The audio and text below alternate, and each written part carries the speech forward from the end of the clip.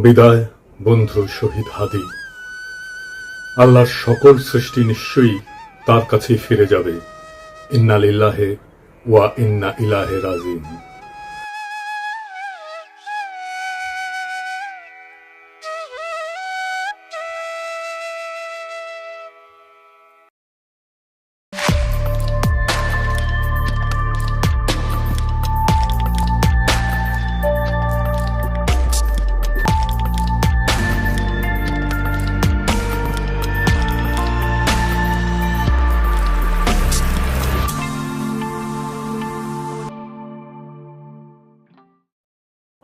ফ্যাসিবাদ বিরোধী সংগ্রামে আমাদের সহযোদ্ধা বীর শরীফ ওসমান হাদি আমাদের এই পৃথিবীর মায়া ছেড়ে চলে গেছে।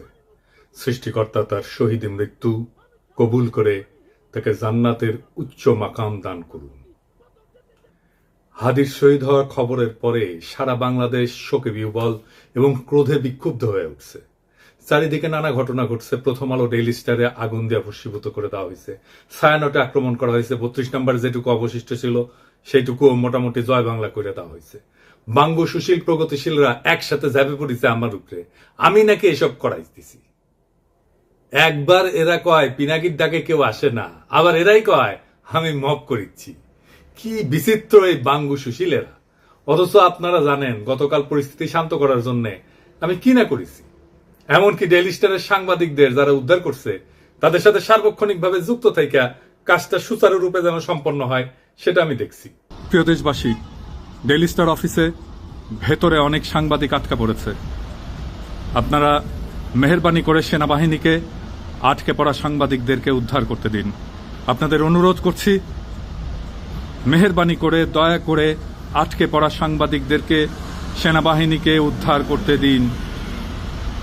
হাদির পবিত্র স্মৃতিকে কলঙ্কিত আমরা না করি। সবাইকে আমি শান্ত থাকার আহ্বান জানাচ্ছি। সেনাবাহিনীর যে দল এখানে তাদের উদ্ধার করতে গেছিল তারাই বার্তা পাঠায় জানাইছে তারা উদ্ধার করতে পারতেছে না, আমি যেন সাহায্য করি। যাই হোক, তবে যদি কেউ বলে যে প্রথম আলো ডেইলি স্টারের আর ছায়ানটের বিরুদ্ধে অবিরাম ফাইট দিয়ে গেছি, আমি তাদের জয় বাংলা করার ইচ্ছা পোষণ করেছি, এটা সত্য। এর জন্য যদি আমরা দায় দিতে চায় দিতে পারে, ফেয়ার এনাফ, আমিও দায় নিতে রাজি আছি। তবে সাথে উদিসি আর সিবিবি জয় বাংলা করতে চাইছি, এবার হয় নাই, হবে ইনশাল্লাহ। আমি প্রত্যেকটা ইনস্টিটিউটকে অসংখ্যবার তারা কি কি আকাম করতেছে সেটা দেখাই দিছি। বলছি সংশোধিত হইতে হয় নাই। আমি প্রথম আলোর সামনে জিয়াফত করেছি, দাবি ছিল প্রথম আলোর ডেইলি স্টারের সম্পাদকীয় নীতি পরিবর্তন করতে হবে, করে নাই। তাদের শয়তানি চালায় গেছে। কয়েকদিন আগে ডিসেন্ট দেখাইলো কিভাবে জামাত, বিএনপি, হেফাজত আর আওয়ামী লীগের কর্মসূচিতে সহিংসতার ভাষা প্রথম আলোতে আলাদা আলাদা, পুরা ভাষা আলাদা। এক একটা সংগঠনের জন্য এক এক রকম ভাষা। আওয়ামী লীগের জন্য সবচেয়ে সফট, কোনো পরিবর্তন নাই। জিয়াবতে আমাদের পিটায় তাড়ানো হইলেও সে কি উল্লাস ডেইলি স্টার আর প্রথম আলো সাংবাদিকদের। তো এটা বলে মানুষদের মনে থাকে, মনে না থাকলেও আমরা মনে করাই দেব। এখন প্রশ্ন, ছায়ানটে কেন হামলা? ছায়ানট কি গান শিখায়? না, গান না। তারাই বলে মুক্তিযুদ্ধের চেতনা বিনির্মাণ ছায়ানটের লক্ষ্য। এটা তো আওয়ামী বয়ান তৈরির সফট পাওয়ার। এটা তো জনগণ চিনে। হাসিনা পলায় গেছে, এরা তো আগে সেই কাজ করে যাচ্ছে। 2024-এ 5ই আগস্টের পর ফ্যাসিবাদের বিরুদ্ধে কোনো কাজ করেছে এরা? করা লাগলো নি, করে নাই।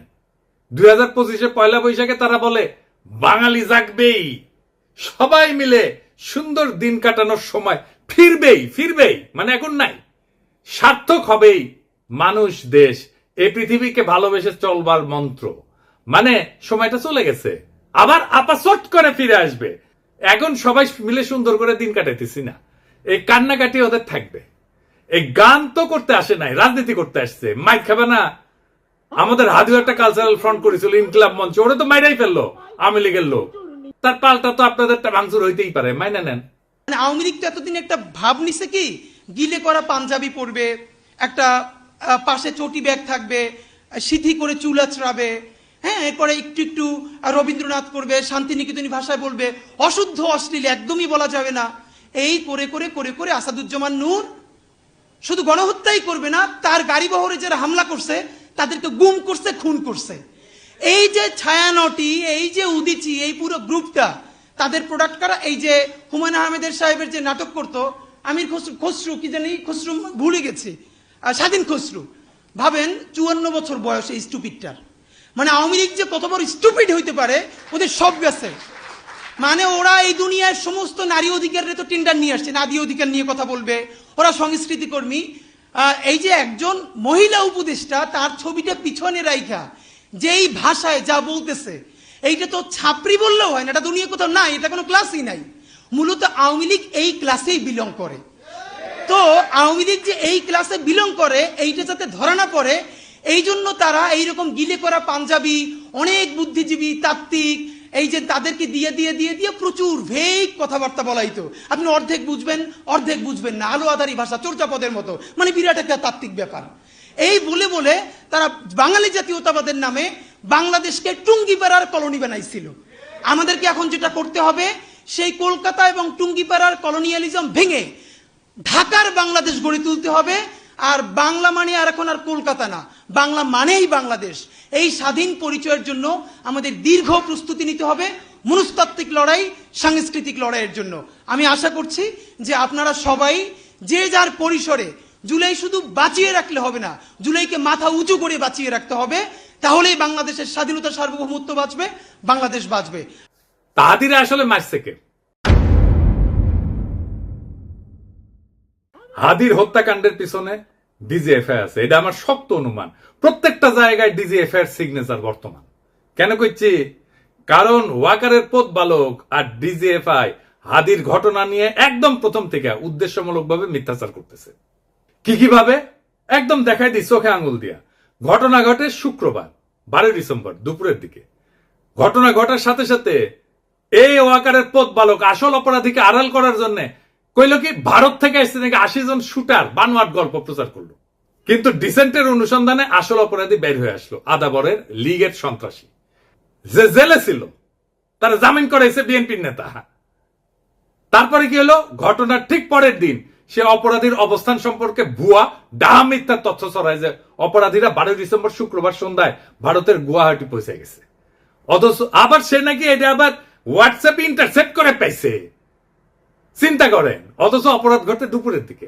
দুপুরের দিকে ঢাকা থেকে রওনা দিয়ে সন্ধ্যায় আসামের গুয়াহাটি পৌঁছানো সড়ক পথে অসম্ভব একটা ঘটনা।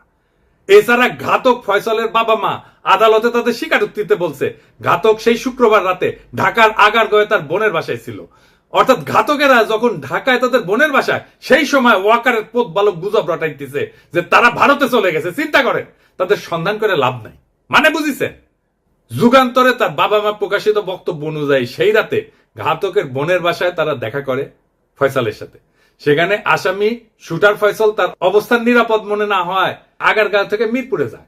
পরে শাহজাহানপুরে আসামি মোহাম্মদ হুমায়ুন কবিরের ভাতিজা আরিফের বাসায় যায়। শুটার ফয়সালের ব্যাগ নিয়ে তার বাবা হুমায়ুন কবির একটা সিএনজি ভাড়া করে দেয় এবং সঙ্গে কিছু টাকাও দেয়। পরবর্তীতে আসামিরা তার ছোট ছেলে হাসান মাহমুদ বাবলু ওরফে রাজের কেরানীগঞ্জের বাসায় আসে এবং তারা জুরাইন থেকে 2টা মোবাইল সিম কিনে ব্যবহার করে। বাবা আমার বক্তব্য যেটা পত্রিকায় প্রকাশ হয়েছে, আমি ব্যানে করছি না, সেটা অনুযায়ী ঘাতক যে এখন ভারতে আছে এমন কোনো তথ্য নাই। ওয়াকারের পথ বালক প্রথম থেকে অপরাধীদের খোঁজাকে ভুল পথে নিয়ে যাওয়ার চেষ্টা করেছে না এবং নিরুৎসাহিত করেছে না যে চলেই গেছে, তো এখন আর খুঁজে লাভ কি? ওয়াকারের পথ বালক অপরাধীদের একটা ভুয়া সেলফি শেয়ার করে বলে গোয়েন্দারা নাকি তার ফোন ইন্টারসেপ্ট করে পাইছে। এইরকম আজগুবি দাবিকে কম্পিউটার ইঞ্জিনিয়ার হাস্যকর বলে ব্যাখ্যা করছে এবং কেন এটা মিথ্যা দাবি এবং অসম্ভব ঘটনা সেটাও ব্যাখ্যা করছে। তবে সফটওয়্যার ইঞ্জিনিয়ার তানভীর আহমেদ আরজেল সাইরের দাবি মিথ্যা উল্লেখ করে তাকে চ্যালেঞ্জ করেছেন। আইটি এক্সপার্ট তানভীর আহমেদ গণমাধ্যমকে জানান, একজন সফটওয়্যার ইঞ্জিনিয়ার হিসেবে বলছি, জুলকারনাইন সায়ের 100% ভুয়া তথ্য দিয়েছে। সে দাবি করছে অপরাধীরা অন্যের মোবাইলে সেলফি পাঠাইছে আর সেটা গোয়েন্দা সংস্থা ইন্টারসেপ্ট করে এই ছবি পাইছে। 2026-এ এসেও এই কথা বিশ্বাস করার মতো নয়। পথ বালককে বলছিল আইসে ডিবেট করতে, করে নাই।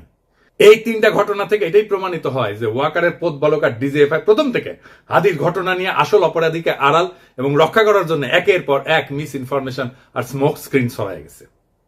এই ইন্ডিয়ার দালাল পথ বালক বাংলাদেশের জনগণের 1 নাম্বার শত্রু, বাংলাদেশের স্বাধীনতা সার্বভৌমত্বের শত্রু।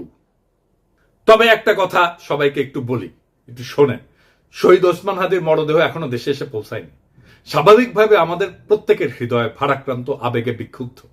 এই মুহূর্তে আমাদের সবচেয়ে আগে যেটা দরকার তা হলো সর্বোচ্চ সংযম এবং দায়িত্বশীল আচরণ নিশ্চিত করা, যেন একজন জুলাই যোদ্ধার বিরচিত আত্মত্যাগের প্রতি যথাযথ সম্মান জানায় তার জানাজা এবং দাফন শান্তিপূর্ণ এবং মর্যাদার সাথে সম্পন্ন করা যায়। এমন সংবেদনশীল সময় পরিস্থিতিকে আরো নাজুক করে তুললে এটা হবে একেবারে বেপরোয়া এবং আত্মঘাতী, যার পরিণতি হবে গভীরভাবে ক্ষতিকর।